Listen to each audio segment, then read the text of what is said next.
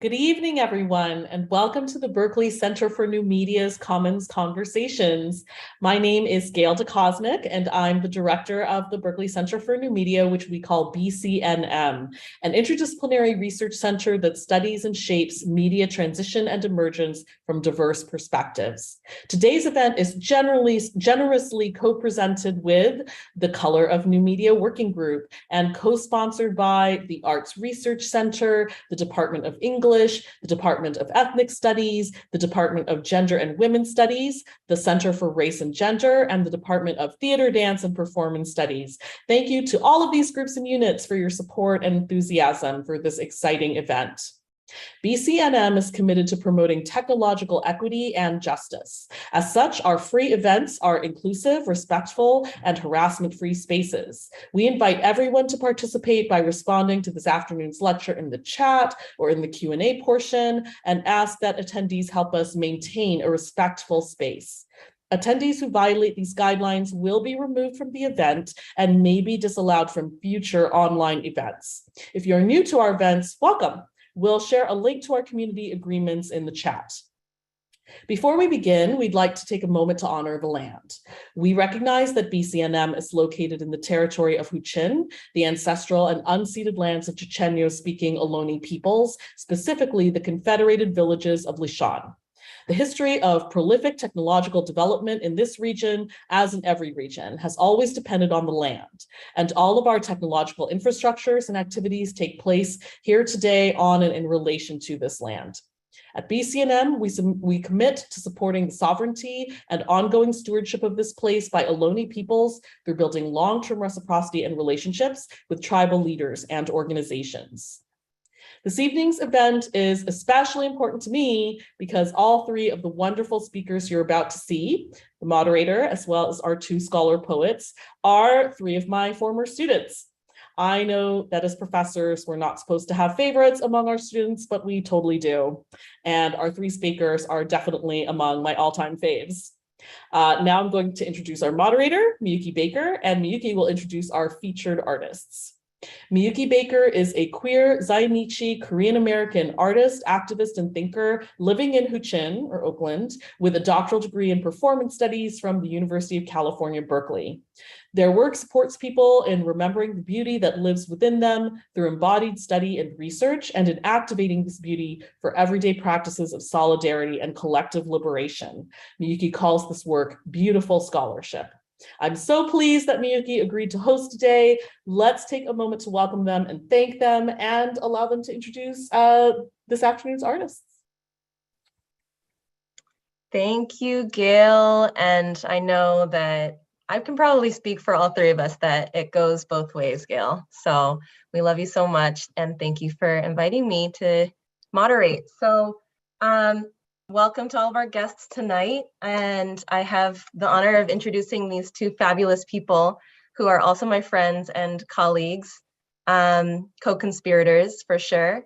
And before I do that, I always start all of my teaching, moderating with some breathing and reconnecting with our bodies. So I invite you to join me for that. So I invite you to just release any breath that you're holding in. And if it helps you to connect with your body, you can close your eyes. You might move your body in any way that helps you feel a little bit of ease. So just take this moment to land wherever you are. Notice that you are on land, wherever the land is meeting your body, whether it's on your chair or perhaps your feet are touching the ground. So just seeing if there are any places in your body that are calling for your attention. Might be positive, neutral, or negative.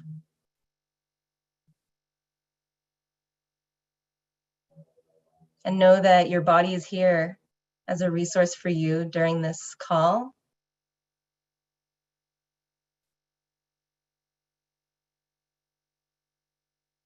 And finally, I invite you to check in to see what it is that your body needs and desires from this conversation. It might be something you already know. You came into this conversation or signed up for it knowing you wanted something.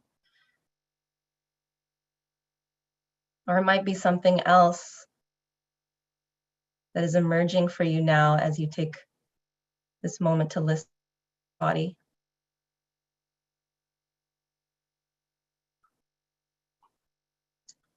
And so you can take another couple of breaths here. And if you feel called to share in the chat one word or phrase of what you would like to feel, how you'd like to feel during this conversation.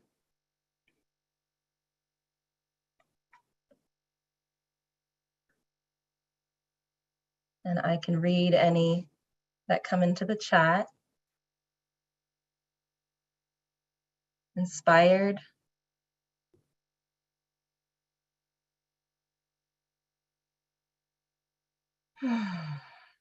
And also no pressure to share in the chat too. You can pin the feeling, sometimes they're wordless, in your heart. Okay, reminded, filled, connected, heard. Thank you. And I asked Malika and Caleb before too. Can I share what you all shared? We had held, bubbly, seen, connected, and truthful. Okay, and there's absorbent. Thank you so much. All right, so yes, grateful. Thank you for joining in that reconnection to our bodies. So without further ado, I would like to dive into the introduction. So the way we'll do it is I'll introduce Ra, they'll read some poetry, then I'll introduce Caleb, they'll read some poetry, and then we'll go into our conversation. Okay, so first up is Ra Malika Imhotep. Ra is a Black feminist writer and performance artist from Atlanta, Georgia, who completed a Ph.D. in African Diaspora Studies and New Media Studies at the University of California, Berkeley in 2022. The intellectual and creative work of Ra Malika Imhotep tends to the relationships between queer embodiment, Black femininity, vernacular culture, and the performance of labor. Ra Malika is co-convener with me of an embodied spiritual political education project called the Church of Black Feminist Thought, and a member of the Black Aesthetic and the proud child of Dr. O.D. Makeda Johnson and Akbar Imhotep, who I just saw in the chat. Ra Malika is the author of Gossypiin with Red Hen Press 2022, a collection of poems inspired by the plant medicine latent in Gascipium Herbaceum, or cotton root bark, which was used by enslaved Black women to induce labor, cure reproductive ailments, and end unwanted pregnancies. Through an arrangement of stories, secrets, and memories experienced, read, heard, reimagined, and remixed, Gascipiin reckons with a peculiar yet commonplace inheritance of violation, survival, and self-possession. Please welcome Ra. Hello. Hey, Mama D. Hey, all. Hey, Miyuki. Hey, Gail. Hey, Caleb. Thank you to BCNM and the host of co-sponsors for this event. I feel so much gratitude just because I think, coming into performance studies through new media in a roundabout way, I think is a part of how I like gave myself permission to hold close to my creative voice throughout my time at Berkeley. So thank y'all. This is special. I was telling the panelists and hosts before that I'm reading from a new book. Well, it's my book, but the kind of worn in my tour copy of my book was thieved away from me. So this book isn't worn in the way I'm used to. So I feel a little bit out of sorts, but I think the excitement I feel and the gratitude I feel being here will help to guide me. Well, in reading the description, Miyuki has kind of set the stage in the ways that I normally have to do at readings. But I will start with the kind of, or like one of many preface poems in the volume that give context to, this is a medicine book for many reasons. One of which being like it's literally named after a medicine, named after and inspired by plant medicine. But also it's a medicine book in that many of the poems were written as part of my various healing journeys. And that I think it carries with it, it wants to connect people to the things that they need. So I'll begin with Gascipium Herbaceum. Official use. The root bark of this plant was officially recognized in the USP from 1863 to 1916 for its effects on the uterine organs. In the 19th century, the active principle was called gossypiin. Other Afro-American use. In 1840, a French writer, Bouchel, reported that the root bark of cotton was widely used by Negro slaves in America to induce abortion. According to John U. Lloyd, the credit for the discovery of its uses as an abortifacient must be given to the Negroes of the South. And that's an excerpt from Hoodoo Medicine, Gullah Herbal Remedies by Faith Mitchell. And so, they must have plunged hands deep beneath the field, gently undoing the crop to coax it out of its medicine. They must have taken it gingerly in their hands, tucked into waistbands, smuggled into kitchens where it became powder and poultice and tea. They must have made a place for that which was cast out, a plot to catch their waters, tears, spit, blood, and indignation.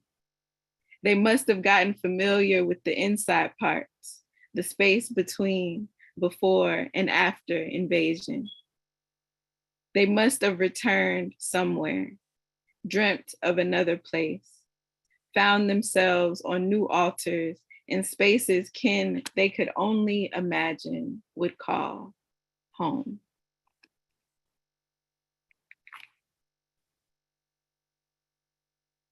My daddy says I've misremembered. The big tree and the women gathered underneath it belong to the Davises, the church too, and the plot with the white graves and the laughing cousins. Anne Valentine is somewhere else. Her master lay, struck under a shared patch of ground way up the road. These hearts ain't easy to understand, let alone keep up with. My own granddaddy was a rumored death until I turned 3. There was a mother somewhere in Georgia who lost one child to slavery. There was a mother up north who birthed so many the state would label her a nuisance. Some dark, some light, some Johnson, some Perkins. The moody women come to me easy. I care for them most days without thinking about it. They run wild up and down the eastern seaboard. My mama brought us back down to where the dirt runs red. I cry enough for the both of us. I find myself between the fragments. My mind refused to hold it like it's regular. Seem like I need to mash it up to get the sense out.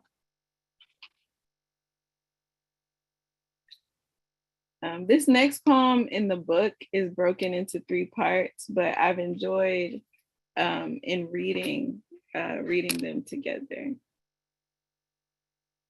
It's called Co-Present.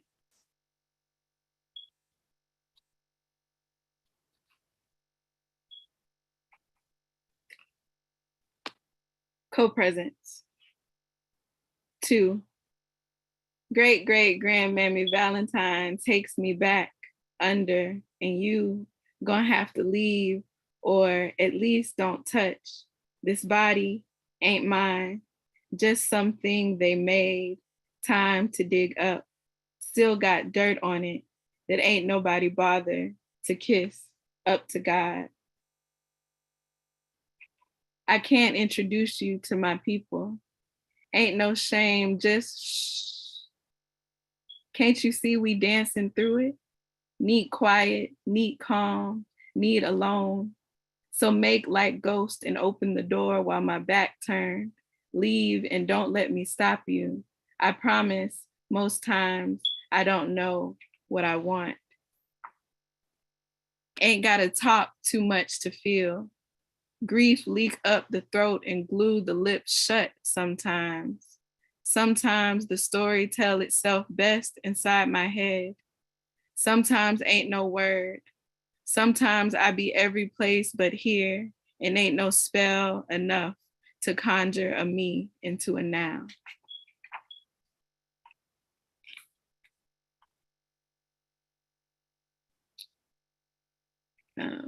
This next poem I've never read at a reading, but it feels relevant. It's titled Grief Born Power, and it's dedicated to the memory of my aunt, Makeda Sir-Sinahad. That morning ain't smell like the box of chocolates mama had left on the counter. I was furrowed brow, stomping toward the kitchen, chest heavy like I couldn't remember the last time I told my mother I loved her. Auntie with the loud mouth and the hard hands, now hairless, skin-fitted skeleton, smile propped up against hospital pillow, cup by her side to catch spit. She laughed like recovery, like health, like happy. Mama was well worn with worry, the kind of bitter that comes when you've been steeped past the point of sweetness. Familial ailments multiplying faster than we could honey them. Nothing went down easy. We were all friction and forced empathy, all tears in the counselor's office and disappointing report cards, all overwhelmed and preoccupied with everything beyond our control. I had concluded that the only remedy was in remission or death, stirred my sentiments in with the morning tea, watched from the door as mother sipped. The phone rang. The receiver hurled stones at the windows of her eyes. I watched as she broke. I knew. Told myself I thought too loud, too selfishly, that grown folks and God shared metaphysical terrain and I shouldn't have meddled where they never intended me to be. No one ever said, your aunt has breast cancer. No one said, your aunt is sick. So I slid between their silences and spent 4 years holding myself responsible for her death.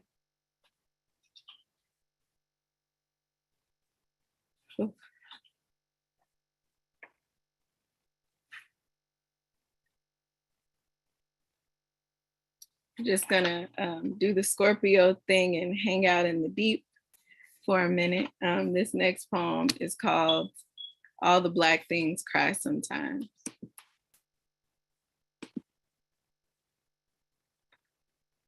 See, I ain't never really wanted to die, just disappear for a little while, be without body, without weight, without consequence.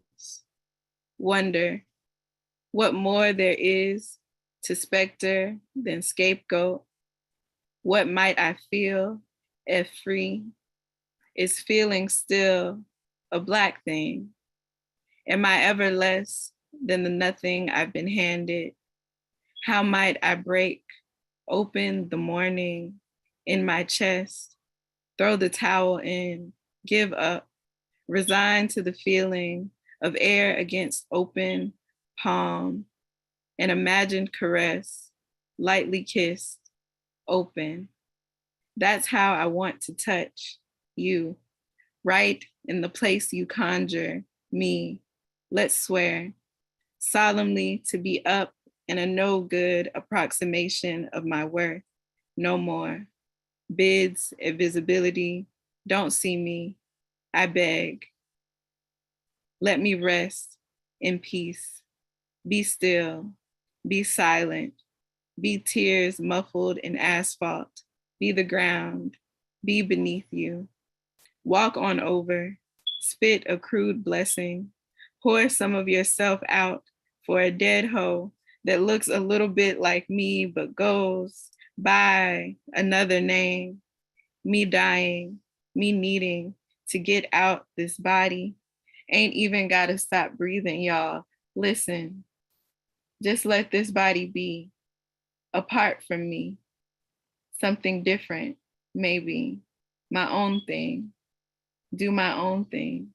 Let me feel, for once, free. Will you miss me?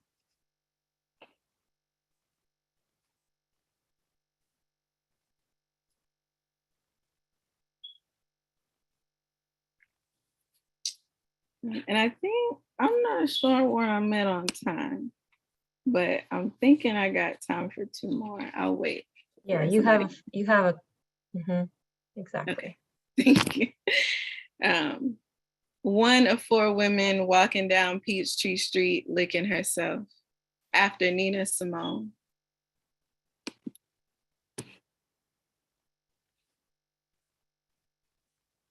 Nina dredged up peaches from the back of her throat, let it out with a sonic break I lose myself in over and over again. Auntie Linda say, when you heard her sing it, you could feel it and knew exactly who she was talking about. You could see her, bitter Black, daughter of slaves, hiding sweetness under tar-colored callus, manner tough like fists, balled, tight as a heart, held before her chest like a prayer she's scared to have answered. And Southern as I am, I still like my peaches unripe, like when the flesh resists my teeth a little bit, or at least that's what I thought I liked, till one day I bit hard and felt the sweet of it slip through my fingers right down my arm. And before I could think, my tongue went chasing after it. And right then the brown wasn't bitter no more, just soft like how I imagine molasses feel to spoon, or less metal like honey to comb. And my hand still held the too soft flesh, and the sun coming down made it shine something like special. And my mouth started to get sticky hot with all that sugar turning molasses. I let out a thick smile and seen Nina smirking in the back of my mind, fingering the piano with enough force to shake the sugar out the trees. I mean, the peaches all fall when she starts singing. They hit the ground and roll all over themselves, spent. Some get stepped on, others picked up and ate on, or forgotten on the counter until they start to eat away at themselves. And that's what I'm doing, eating away at myself. A mouthful of home dripping down my arm, walking down this new street toward the new place I call home. And the magic of it is right here in the back of my throat.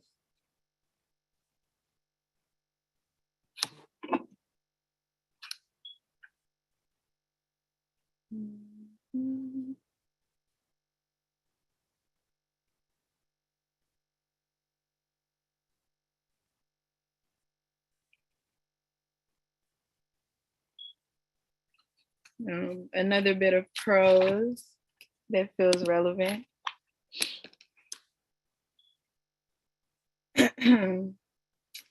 I ain't know when I laid down on the floor crying out for my grandmothers to come in and help me in this healing, that Frances Taylor was classified as a breeder. I ain't know her daughter, my great grandmother, Susie Moody, narrowly escaped forced sterilization by following her oldest daughter, Rebecca, up north to the apartment they all shared. I ain't know about the nervous breakdowns and maladaptive coping mechanisms in my blood. I just knew I needed to hear their voices, to feel their hands.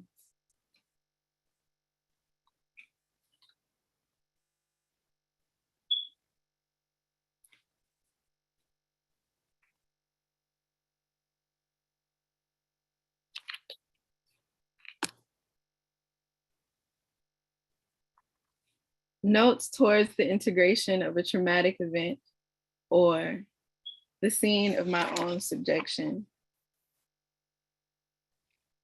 When it was my body getting done it to, there was no water beneath the boy I mistook. Depersonalization for magic. I even thanked him for making me the impossible, a woman. I closed myself up to indulge a fantasy of belonging.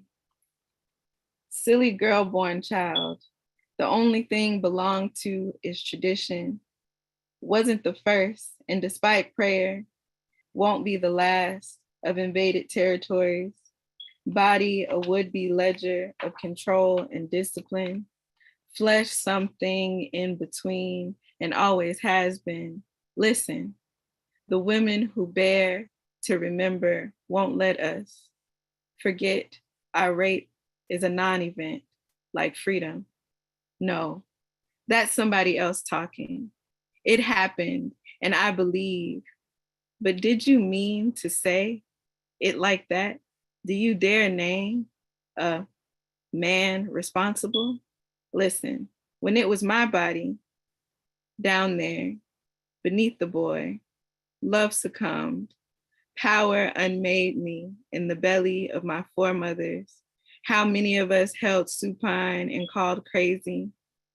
It takes a crime to mark criminal, and a subdued negress is the expected fodder of this exchange.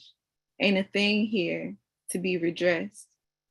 More than that kind of legibility, I need to sound it out in my own time, fix my lips round words like harm and survivor, but still keep breathing deep, deeper.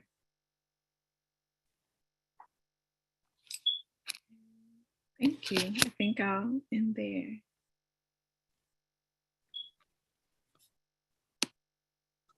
Wow. Thank you. So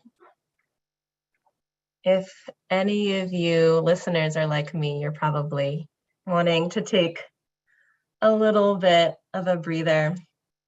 So I invite you again to, listen to your bodies. Thank you so much, Ra. I was missing all of the reactions that are usually in the classroom Zoom rooms. I was like, I just want to react. Thank you.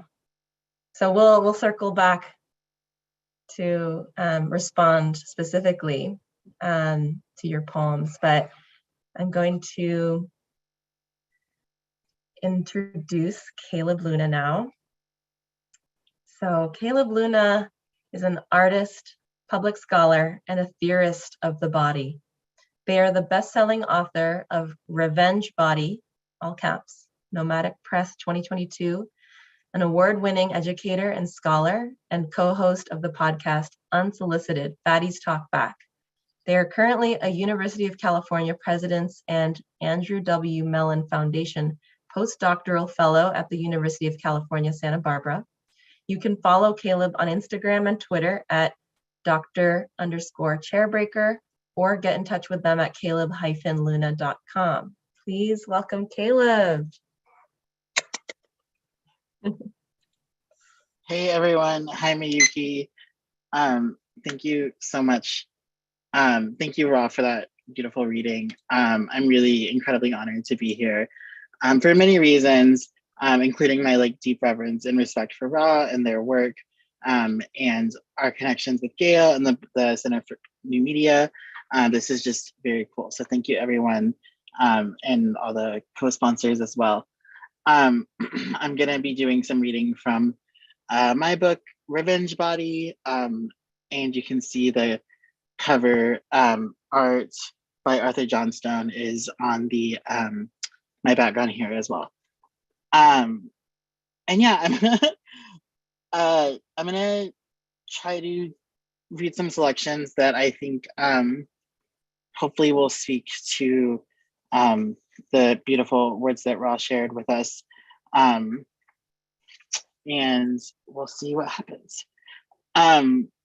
This first one, I'm also gonna be reading a lot of poems. I don't normally read from this this collection. This one is called Broken Body, Broken Mind. Used to love running. One day I ran so hard, I felt the break as my hip left its home. Doctor said, this happens with fat kids. Diagnosis, my body, the problem and its root. After the divorce, dad will make threats. The body is abuse. So mom suggests bariatric, says, I will pay for it before the body is finished growing. How tall was the body meant to be? Leg died, 4 surgeries in 4 years to triage the difference. Growth is stunted, and I haven't been painless since. But each new doctor will pathologize the body, offer it drugs, prescribe disordered eating, recommend amputating the stomach in the name of health, while I spend my days training to be a doctor, a return to the site of harm, a homecoming of sorts, or life is one long masochistic scene. This body was taken from me so long ago, never mind so much as a repository for violence for anyone who needed it. This happens with fat kids. These days, I don't say, my body was used as a commodity to make a rich man richer. I tell myself I'm crazy and I don't know why. I say, I'm crazy. Don't know how I couldn't be.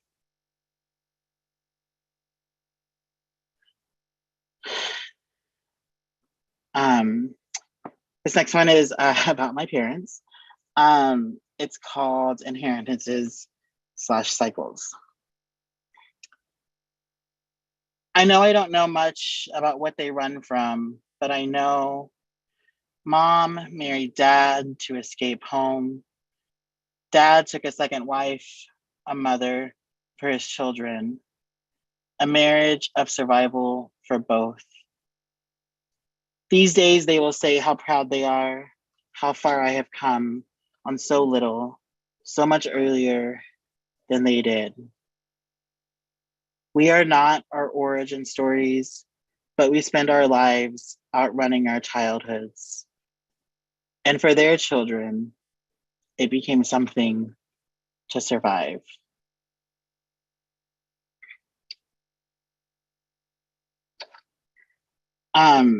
This next one I'm going to read, I wrote after got very sick at the end of my first year in graduate school here at Berkeley in performance studies, which I think is not an uncommon experience, especially for sick, disabled, chronically ill folks who feel like we have to push ourselves to its limits, and our bodies often respond to that. So I don't think this is a unique experience necessarily, but this is my version of that experience for me. It's called I Wear Black on the Outside because the medical industrial complex told me I'm already dead on the inside. My oral surgeon is a very gentle top, tells me you're doing great, and I know I'm a good boy, at least so I've heard. 6 teeth plucked from my skull like a goddamn daisy. He loves me not.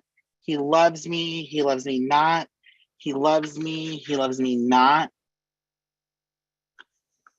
I remember my mother's teeth falling out at the dinner table too. So much of this body is my family's. I got her teeth and her temper. Once I ask a friend if I'm difficult to love like her too. I think back to this through the laughing gas, me on my back like always. When I get home, I text Jules, how much weight do you think I lost? My goal weight is no internal organs. My goal weight is healthy infant. My goal weight is Posh Spice and an LBD. My goal weight is Callista Flockhart, Fiona Apple. My goal weight is a skull full of teeth. My goal is to not wait for a world where no one has a goal weight. I'm surrounded by moneyed people who lament capitalism is killing the poor by making us fat while ignoring how capitalism severed us from our bodies with premiums and copays, or how my teeth were rotting my skull from the inside out and I had to let them because I couldn't afford it. And which is a bigger health risk, being poor or being fat? 6 teeth later, and we only have 32 to begin with. So how do you like my new body? Fad diet, weight loss surgery, quick fix, the biggest loser, new year, new me, my after pick, summer body, beach body, revenge body, avenge my body.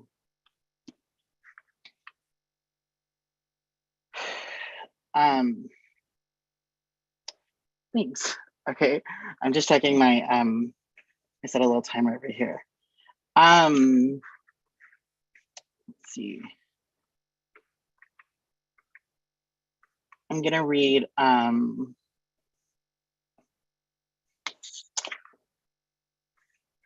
this one's called Hand to Heart.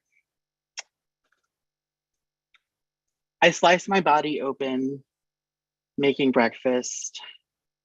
I forget I am in charge.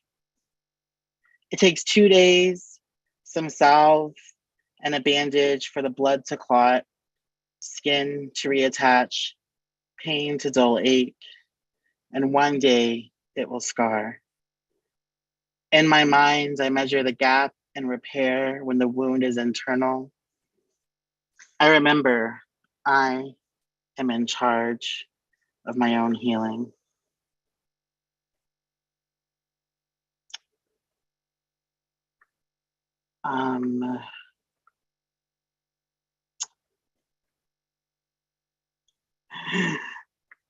Let's see. I'm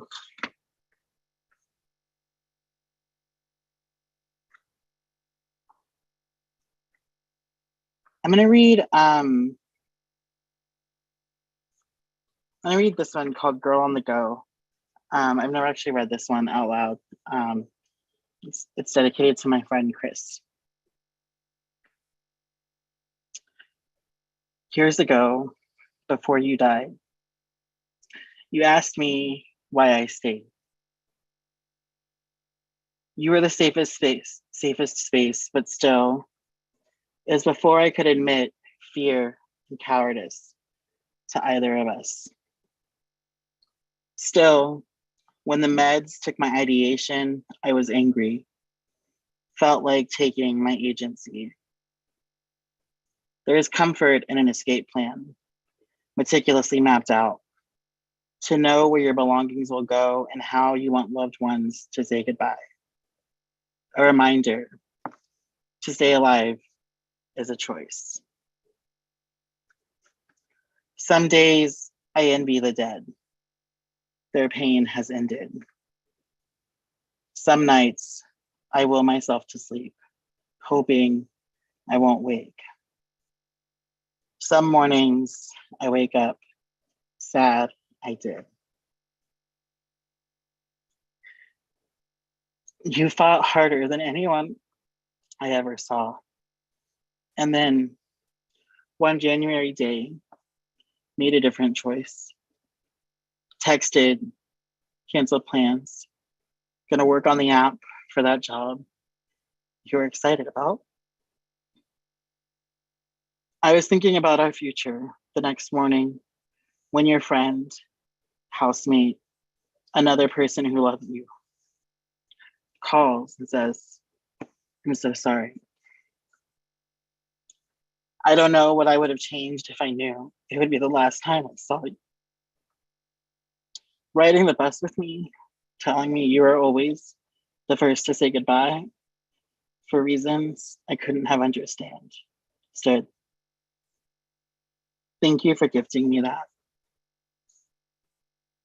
I miss you every day, and I don't blame you.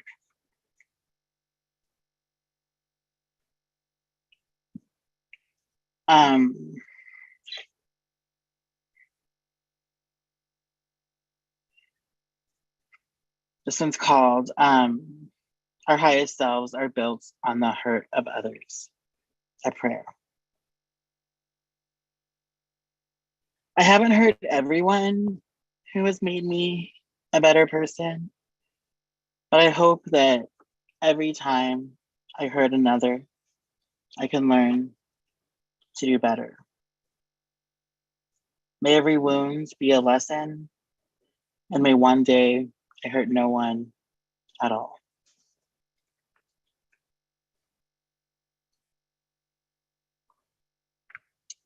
Thanks, y'all. I'm gonna read one more.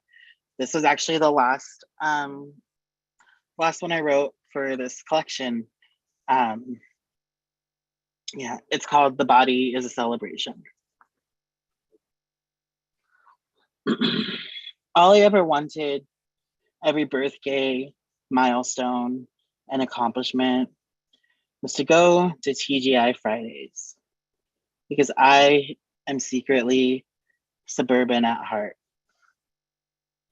Used to have so much shame about the food I ate and the body it made, or so they say, but we remember.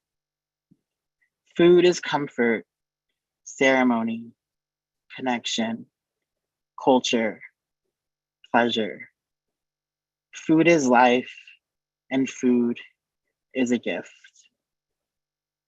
We remember the body is food and muscles and organs.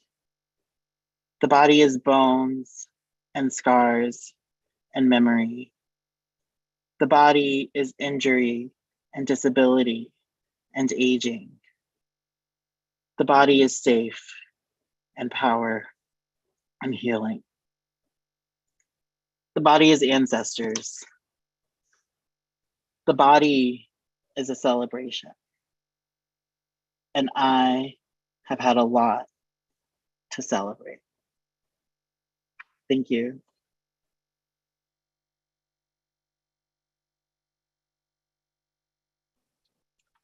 Wow. Everyone give it up. I know we can't hear everyone, but seriously, thank you. Oh, yeah.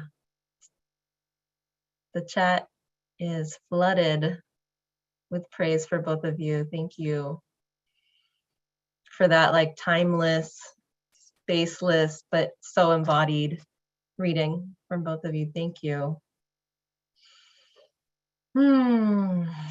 Wow. All right. Shall we dive in?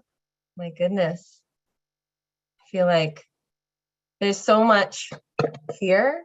And honestly, when I was prepping for this, I found my questions going everywhere. But I do want to come to the title, which is it's probably one of the best titles I've seen in the Academy. I'm just like, yes, this is what we need to talk about. Bring it out of the shadows. Let's come and talk to each other. So, yeah, I mean, the themes that you all raise in your work, intergenerational trauma, disability, the body, storytelling, survivorship, like doing that at Berkeley, you know, like my negativity bias always gets to me. It's like, oh, grad school, you know, exacerbated all my mental health. You know, you even mentioned that, Caleb. But I was so inspired by the way you open in your intro, like, okay, these poems were written during a period when you had access to graduate school, right? And that there were new resources which allowed you to stop living in survival mode. And me and Ra have had those conversations of like this tricky relationship where it's both limiting, and like there is more suffering in some respects, but then there's also freedom. And so I'm really curious, you know, what was made possible creatively because you were in a PhD program, and then also vice versa, right? Like how did your creative practices help you survive during these 6 to 7 years? So any thoughts on that? I would love to hear.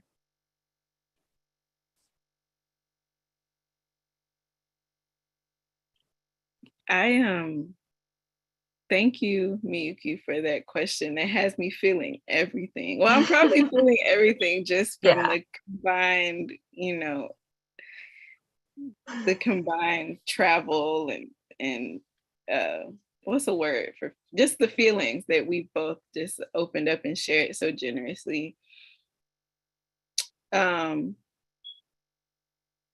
I'm remembering that I was in my first year of grad school when I realized that the traumas that I had survived in undergrad, like being like a rape survivor in undergrad, that wasn't just something that happened in Massachusetts, that like it was gonna like follow me where I was. And I can remember literally like walking out of Sproul, like on Bancroft, like, oh snap, I'm not okay. I still have to deal with this thing. What do I do? What do I do? And then like starting a therapy journey at the Tang Center. And I think, I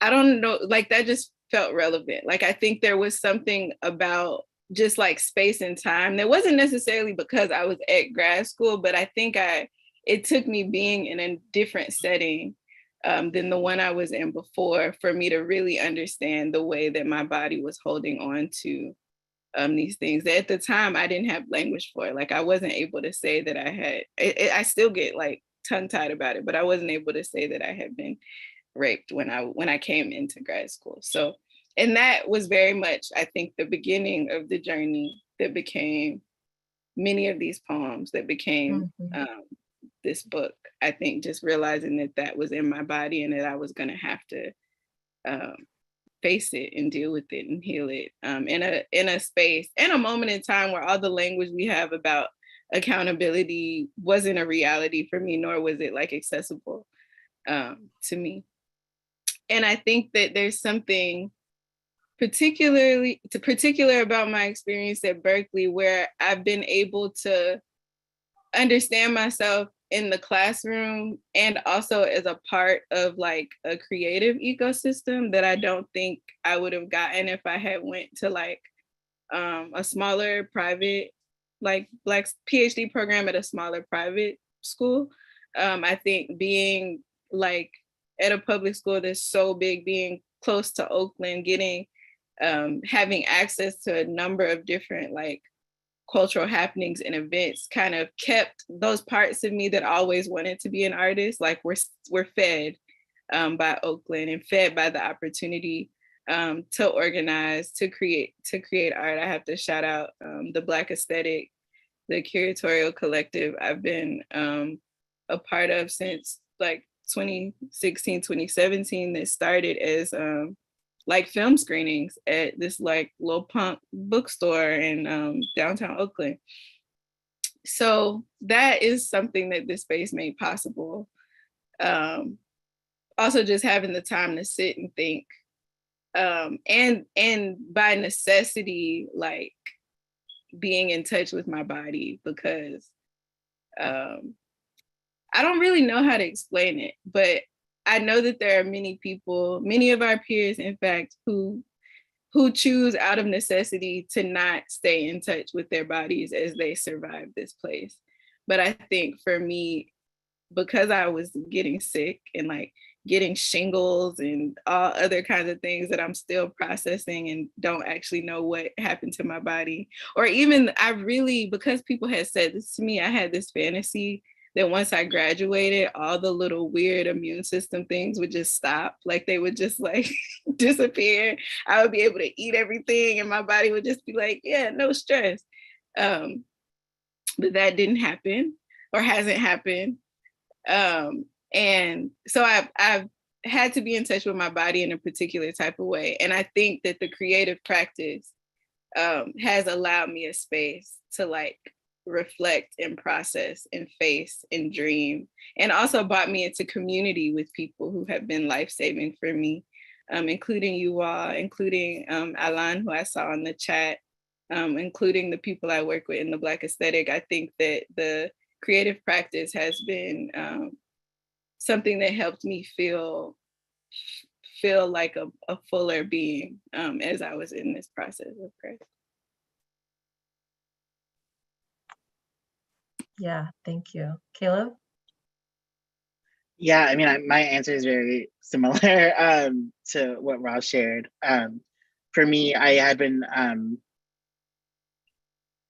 I had wanted to seek therapy for a long time, but couldn't do it. Right before I lived for about 5 years without health insurance before coming to graduate school for different reasons, and so it was just literally like not available. And then when I finally got health insurance, I went to this therapist, and I was like trying to process the like trauma of being a fat person in the world, and she was like, "Well, why don't you just lose weight?" And it was like, this is literally not like the solution.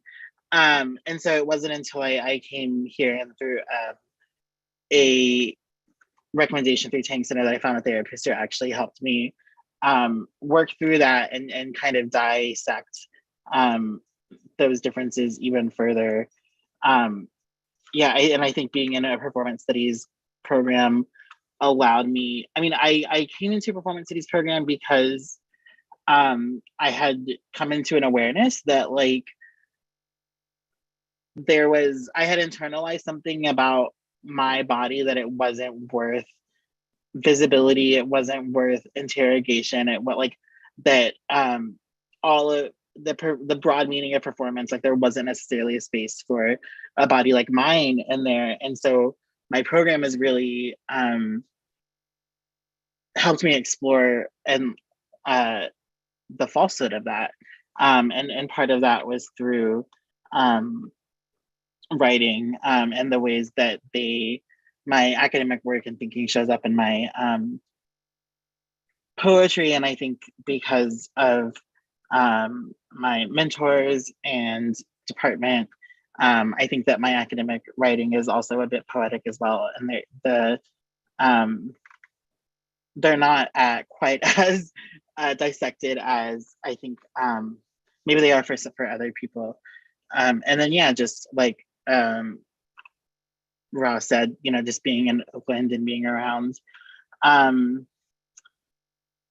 other folks who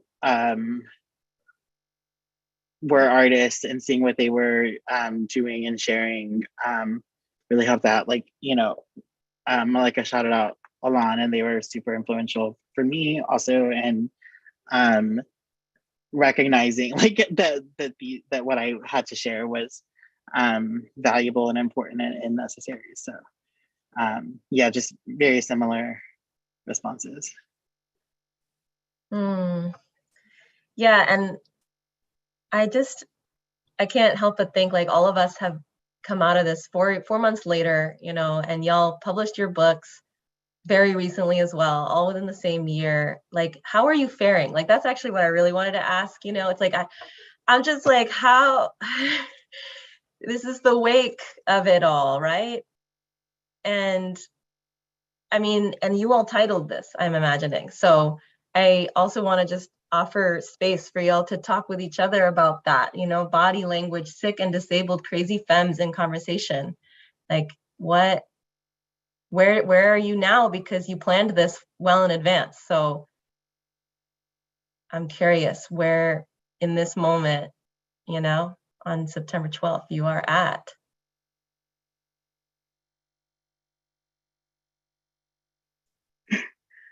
I can say I'm still tired. I'm still trying to recover from it all. And it's just been a whirlwind of like jumping into yeah, it was a lot to do all at once. And I think certainly wasn't able to really process it as it was happening. And so yeah, kind of just waiting for it all to come to be able to settle. Yeah. Yeah. Well, first I want to say that the title of this event comes in part from the dedication of Caleb's book, which is like, I don't know if you want to read it. I don't want to mess it up, but I know it was like, yeah, I'll let you read it. I can read it. Wait.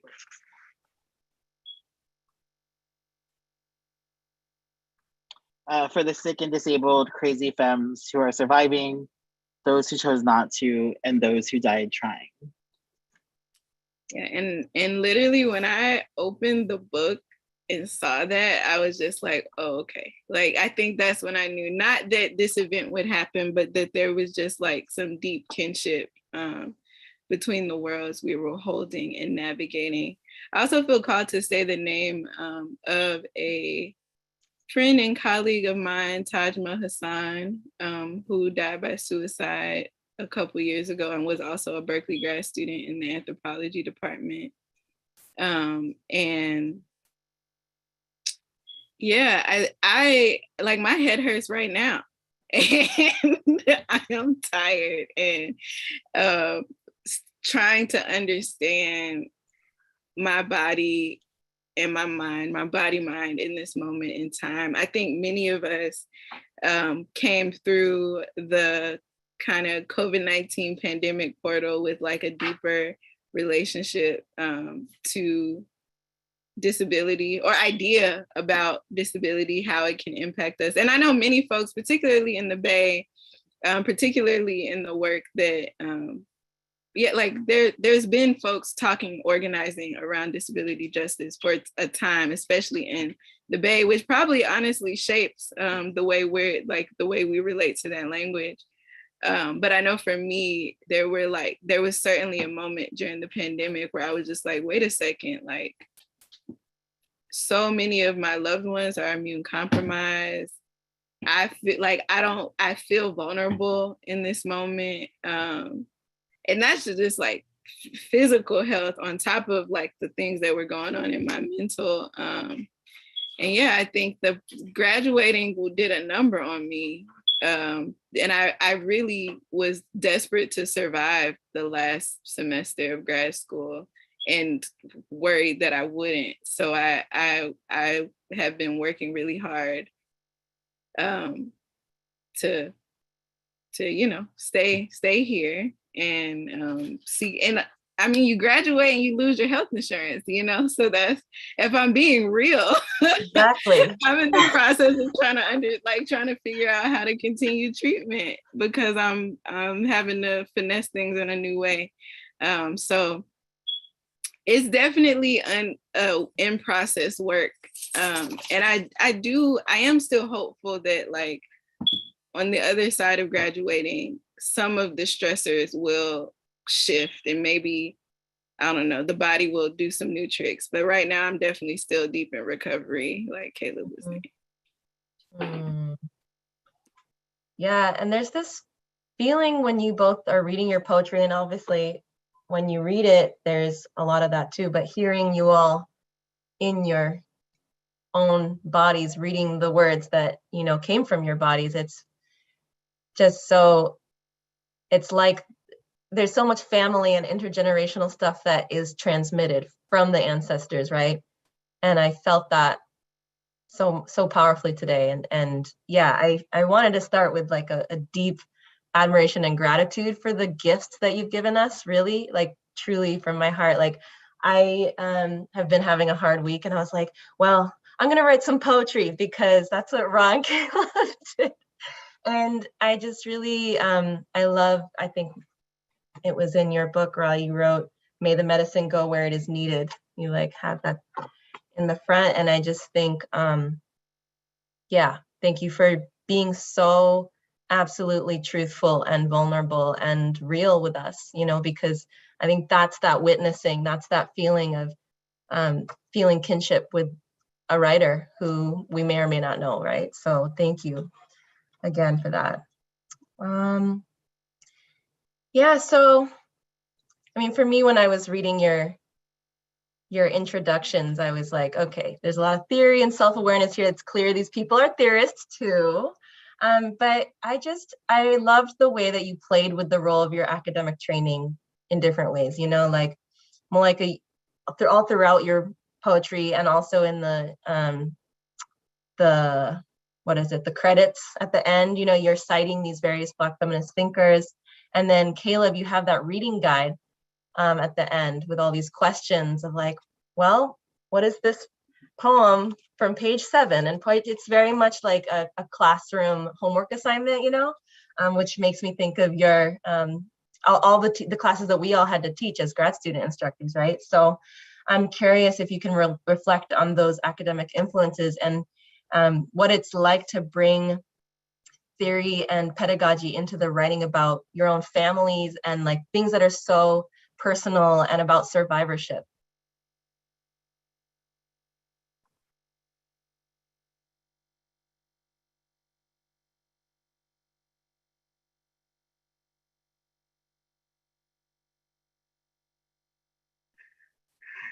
Do you want to go first, or should I?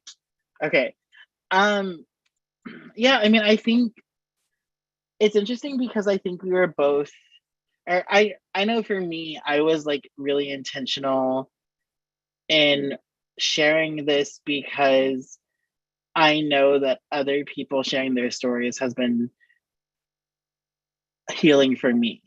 And I struggle with it, but I know that there's like, I have a presence in the world and people have respect for me. And I wanted to offer this as like a fuller picture. And also, I mean, this is kind of like going back to an earlier question, but I remember, or in regards to therapy, I remember being in therapy in my first year of graduate school. My older sister was incarcerated for the second time, and so I remember going into therapy and like dealing with that. And like my therapist, I found her through Tang, and she has therapized many a graduate student. And so I was just feeling extremely isolated. Like I was like feeling like in this like yeah, just feeling isolated about the experiences of me and my family, and not feeling like I could find resonances on campus. And my therapist had to remind me that like there are actually a lot of people on campus with incarcerated family members and dealing with drug addiction and sexual violence and all this stuff as well. So there's a part of me that also wanted to disrupt that idea too, that people, I think that's another thing that I experienced at Berkeley, is this assumption that like, if you've made it to in these rooms, that's because you don't have any trauma, or because you're not disabled or whatever else. And to kind of disrupt that narrative that yeah, we have stuff in our lives. And yeah, and I think, you know, for queer people and people of color, like we also know that this is like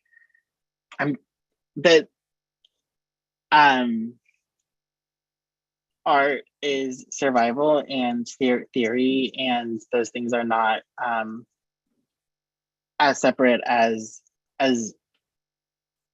some institutions will be like us to believe. And so there's also, yeah, just intentional work and leaning into that genealogy and continuing to flatten art as theory and as academic work as well. Yeah, thank you, Caleb. I deeply relate to that. And shortly, like writing for me sharing these stories came from a similar place. That's the word I'm trying to say. And I think as far as citation, I mean, Miyuki and I work thinking about embodied citation and like, how can we take the work of like Black feminist thinkers, theorists, and artists and not just like master it academically, but really like use it as roadmaps for our healing or as medicine.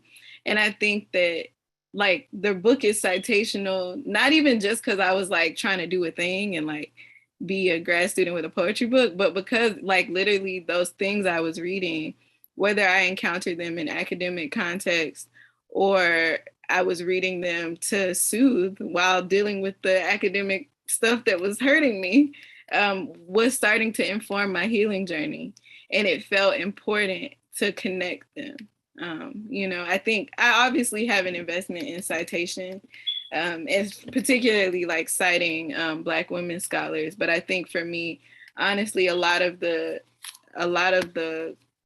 citations in this book are in there because they very explicitly spoke to my healing journey. And sometimes it was like I'm reading for class and just like, oh snap, like I needed to see that, which I think is one of the gifts of Black studies too, and in performance, but particularly Black performance studies. I think that is one of the gifts when folks are kind of like writing through and from and about the body from like marginalized perspectives, and not pretending to be objective. Like I do think that that type of writing can be healing. And yeah, and I'm just like looking at it now, like what was I citing? But yeah, I'm pretty like all of those things are not just there for like show, like, but because they were really tools for me. Yeah, and I can attest to your collection of Black feminist books. It's like, you know, the way people would collect other things. It's just, yeah, it's beautiful. Yeah, thank you. I feel like that's the thing I really admire so much about both of your work is it's such, so I already said it's so true, but it feels like it's really woven from your whole life, like the wholeness of you, you know, not just like little snippets that you're showing in front. It's like really integrated. And I appreciate Caleb, you saying art as survival. Actually, one of the questions that I had was, you know, I read this book recently by Susan Cain called Bittersweet, How Sorrow and Longing Make Us Whole. And she was saying, you know, make whatever aches that you can't get rid of into your creative offering. And I was just like, oh, that really seems like it would speak to these books and to your practice, you know, right? Like, yeah, what are the aches that you can't get rid of? And how have these poetry books transformed those aches in any way? You know, because I remember in some of the earlier conversations that you did, Malika, about the book, you were like, this book is teaching me something new every time, you know, and I'm just, yeah, like we are in a really intense time in history. So intense, right? And to me, to bring in some personal feeling, it's just, it feels like there's an onslaught of aches. It's like, okay, I'm gonna tend to my original wound.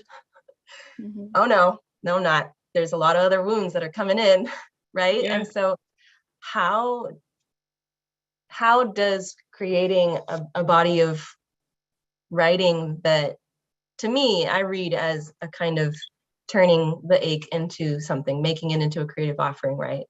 How has that process transformed you and your aches and the aches that keep coming in and the aches that originated from your childhood and the aches from our ancestors, right? How is that cogent? I'm trying to.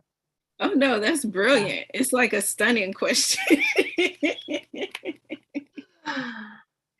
It's beyond cogent. It's just a lot of feeling and maybe like wordlessness, you know? Sometimes I'm like, yeah, what? But poetry feels like it can capture that. It's words, but somehow with the spaces in between, it can hold the feelings of overwhelm and hopefully healing too. Yeah. I'm thinking about that there's this clip of Baldwin. I think it's from that like Coming to Meet the Man. It's like this short documentary of him in like Paris. It might not be called that, but I'm anyway. And there's this clip where he's like, I might not can like do a whole bunch of other stuff, but with a pen I can fuck up your mind.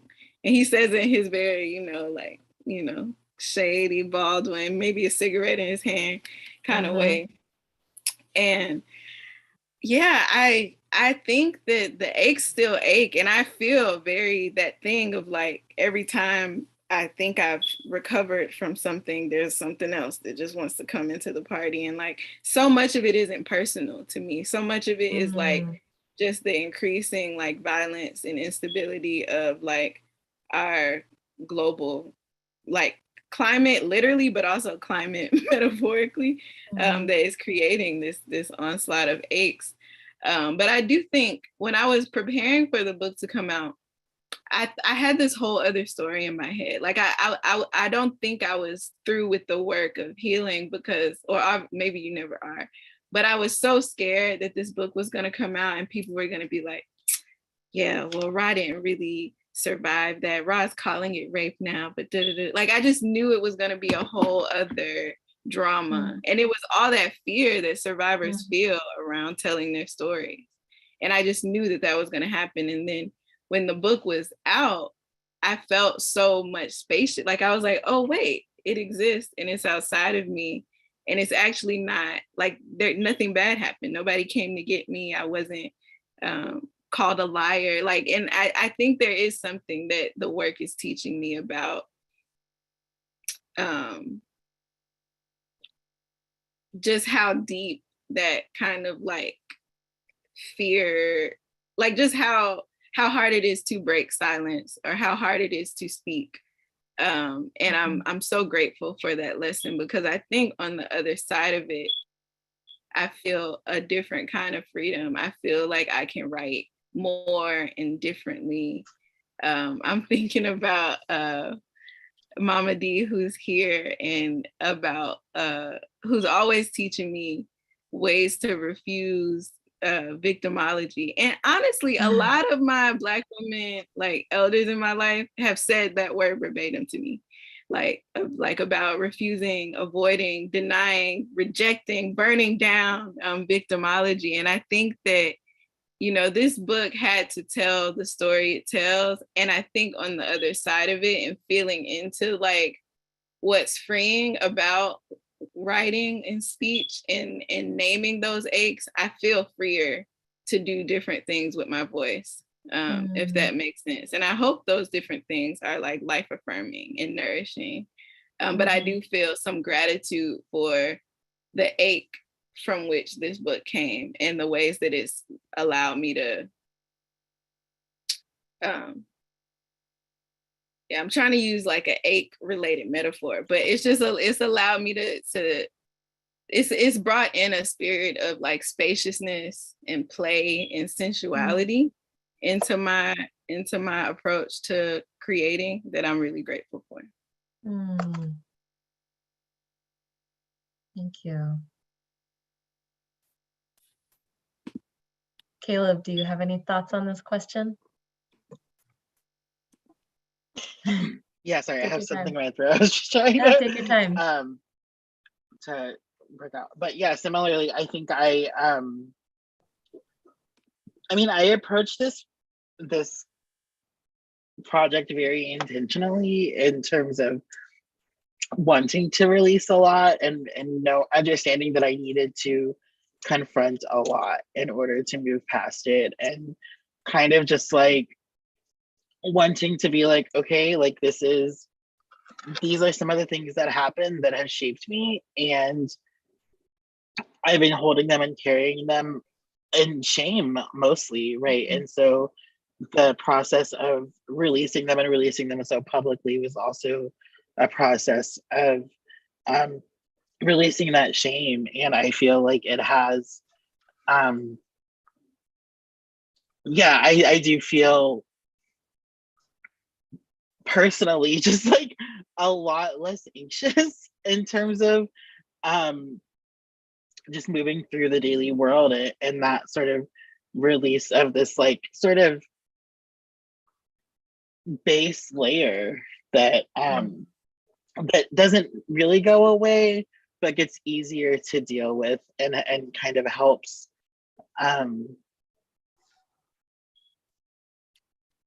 position how to move forward through all the stuff that continues to come. And yeah, I've also had this deeply anxious spiral before it was released about, what people would say or think. And I'm really grateful that it's, I've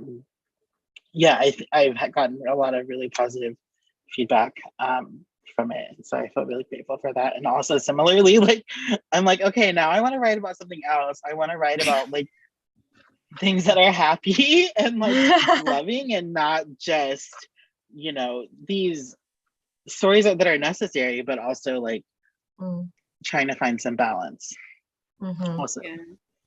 And I will add quickly, because I've been thinking about this a lot, especially in my in between therapist time, because I got a lot of time to think about how like the traumas, the aches don't actually stop coming. And like, of course, we want them to stop. We want to feel like we have some control. We can process, we can recover. But I really think there's something that this moment is teaching about like how to cultivate a sense of a word that I don't have yet that I'm going to use spaciousness for, that allows these things to come through and to be witnessed and to be responded to, but to not fully decenter us each time. Like I'm like, that must be what this moment is teaching. That's the only way I can make sense of it. Totally. Dang. Yeah, thank you.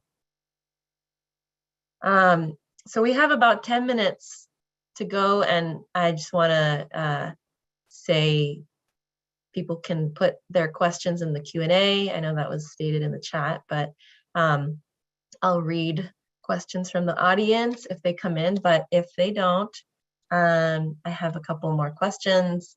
What about y'all? For you all, do you feel like you're getting to talk about what you wanted to talk about? Is there anything that you want to ask each other or respond to the poems or the person?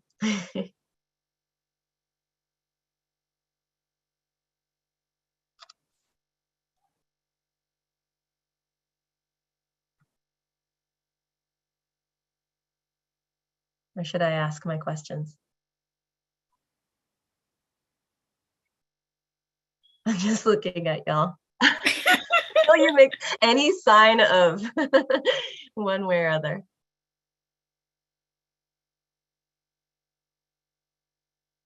Okay, Doris has a question.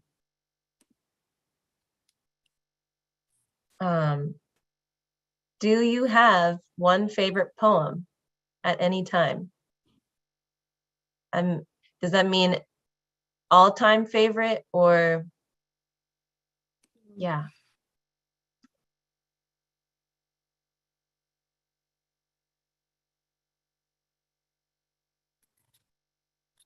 Like of all time? That's what it, one you'd like to read. One you'd like to read, okay.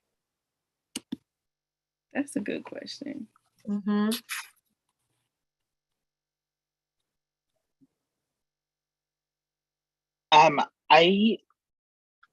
I'll say I tend to read the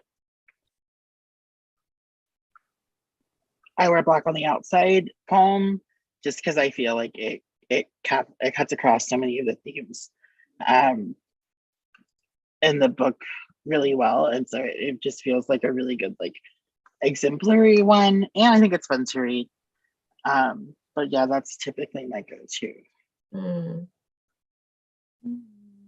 Yeah, I love the teeth pulling as a daisy's petal. That was really evocative. Thank you. Yeah, I think the one that I have the most fun reading that I didn't read tonight is called, where'd you go? Miss Graham Tells My Younger Self a Blue Joke, or a praise song for Janie's pear tree. And that song is, or not song, that poem is in the memory of this woman named Queen Elizabeth Graham, who was one of my like grandmother figures, like a a friend and colleague, comrade of my mother's who took care of me a lot when I was younger. And I do not know why my finger cannot find it. But I love that poem because it sprang from memory. Like it literally came up from this memory of this joke I didn't understand. And I can I'll just read the first two stanzas if that's okay with y'all. Yes. One day the children asked, "Why grandma always sitting on the porch with her legs wide open?" And the grown folks answered, "She keeping the flies off her watermelon." And I can see her clutching her knees in a fit of laughter, her lips curled to smile, her eyes coy in their gentle humor. And I'll stop going and you gotta buy the book so you can see what else happened. That is a good segue into your dad's question, which is, how are your book sales going and what are your marketing techniques? Oh, child. I don't even know, Daddy, like honestly. And I know, and so my father, Akbar Imhotep, is also a poet, a writer, storyteller, actor, entrepreneur, has been so my whole life. It's really sweet that we both have books out right now. In fact, Daddy, if you want to put the link in the chat, I welcome it. 70 and 70 Silver Lining Poems. I think I wrote the foreword. I don't actually know how book sales are going because I haven't asked because I'm too anxious to. I figured maybe when I actually get to 6 months, I'll send an email and find out. But I just am like, I think it's doing well because I keep seeing the book out places, which means people have bought it and put it in stores so other people buy it, yada, yada. So that feels good. And one thing I'll say about marketing strategies is that I feel really grateful. Like I haven't done a lot of book events or like a lot of the book events I've done have been very intentionally like asked for and like planned, and like I've had a hand in picking like who I was reading with, including like ones like this, which feel really special to me. And I'm so grateful I decided to do that because the 2 readings I did that I did not organize were different. And I'm just so grateful that I gifted myself this like really intentionally cultivated series of readings that I've been calling porch sits, and really like focused on the like intimacy of the dialogues. And I'm really grateful for my network. And I think if one thing that being in grad school has contributed to my creative life has been, I think I said that already, but putting me in community with such a lovely range of people who have really been generous and supportive.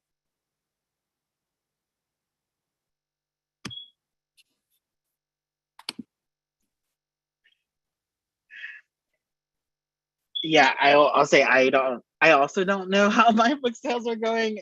I was very happy that it was a bestseller on the small press distribution bestseller list, I think in April. So that was really cool. But really relying on word of mouth and guerrilla marketing. Personally for me, I've been so distracted and sort of focused on finishing the disc that I haven't been putting as much into marketing as I would have liked. But I've also, like Ra said, like blessed with a network of people who have guided me and kind of told me that like, or have affirmed for me that like just because it comes out right now doesn't mean that we have to do all the marketing right now, and that we can kind of save that for when we have the space for it. And so that's been kind of my approach. Nice. Thank you, both of you. Rosalia says, not a question, but thank you both so much. As someone who is currently navigating the haze of exiting grad school and who struggled with being so sick during it, just thank you. Yeah. Yeah. Sending love, love, love, love. Ooh, sorry. Exit dance party. Yeah, so we only have 2 more minutes. But maybe I'll transform one of the questions I had into a closing remark, which is, and I will open the stage for you two to share anything you want as well, but just, I've known you both for 7 years now, and I know that you're both very playful and you like to laugh, and yeah, just appreciate even despite all of the heavy, deep, like ache feeling that you're addressing in these books, you still have the ability to weave humor through it, and into your presence today, and just a sense of, not always laughing at it, but there's a kind of like, yeah, I'm here, this is life, and so yeah, that's kind of my takeaway, and I just love that that poetry, the poem about the celebration, right? And I have a lot to celebrate. This body has a lot to celebrate, and that I love that that's your kind of final, message to everyone. So, is there anything that y'all are feeling that you want to share, or anything else that you want to tell before the time is up?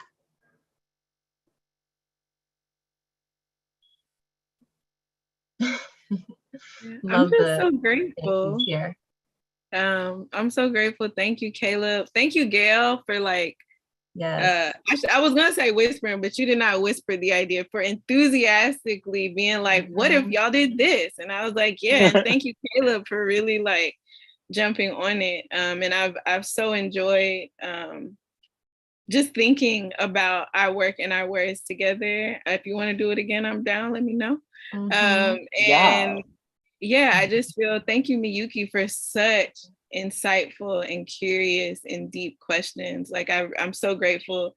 Your way with mediation and facilitating has taught me so much, and you know that, but I feel really present to that genius tonight. So thank you for your care. And thank you to BCNM. Yes, thank you. Yeah, just echoing that gratitude and for everyone. And yeah, I mean, I think I've told you this, Ra, but part of my deep reverence for you is also your lineage of storytelling and that, so it feels very special to be here with you, and also your father in the chat. Hi. And thank you for your words. And yeah, Gail, thank you for really dreaming this up and for being down. I'm very down to do this again. And yeah, and Miyuki for your questions and facilitation. Of course. Wow, we love you all so much. Thank you for your work. Thank you for gifting us your presence. And thanks for everyone joining. Thank you, Mama G. I'm so grateful. I'm so grateful.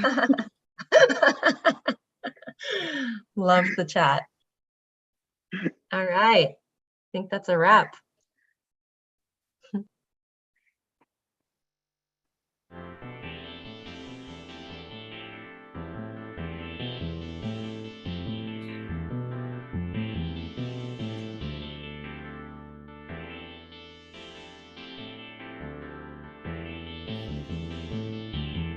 Oh, this was so cool.